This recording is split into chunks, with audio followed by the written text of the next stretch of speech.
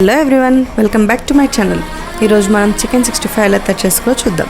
ముందుగా కొంచెం అల్లం వెల్లుల్లి పేస్ట్, అలాగే కొద్దిగా ధనియాల పొడి, కొంచెం ఇంట్లో తయారు చేసిన గరం మసాలా,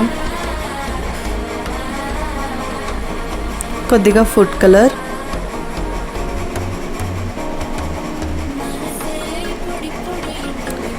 అలాగే 1 టీ స్పూన్ కారపొడి.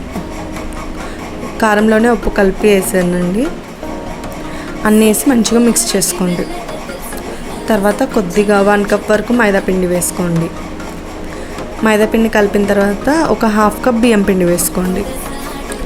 తర్వాత 2 గుడ్లు పగలగొట్టి వేసుకోండి. ఇదంతా మంచిగా మిక్స్ చేసిన తర్వాత ఒక 10 మినిట్స్ పక్కన పెట్టండి. తర్వాత స్టవ్ మీద ఆయిల్ పెట్టి ఆయిల్ చాలా హీట్ అవ్వాలి, హై ఫ్లేమ్లో పెట్టండి.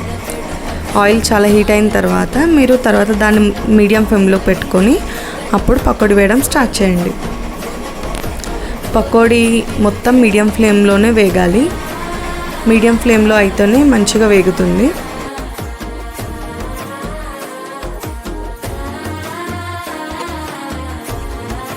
ఒకవేళ మనం హై ఫ్లేమ్లో కనుక పెట్టామంటే పైన కలర్ వచ్చేస్తుంది, కానీ లోపల వరకు ఉడకదు.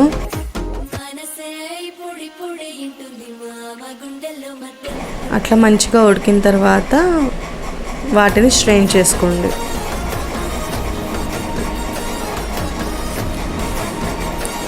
ఇలా బ్యాచ్గా పకోడీ వేస్తూ ఉండండి.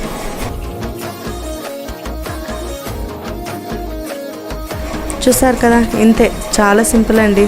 నచ్చిందా? ట్రై చేసి మీకు ఎలా కుదిరిందో నాకు కమెంట్ చేయండి. Thank you.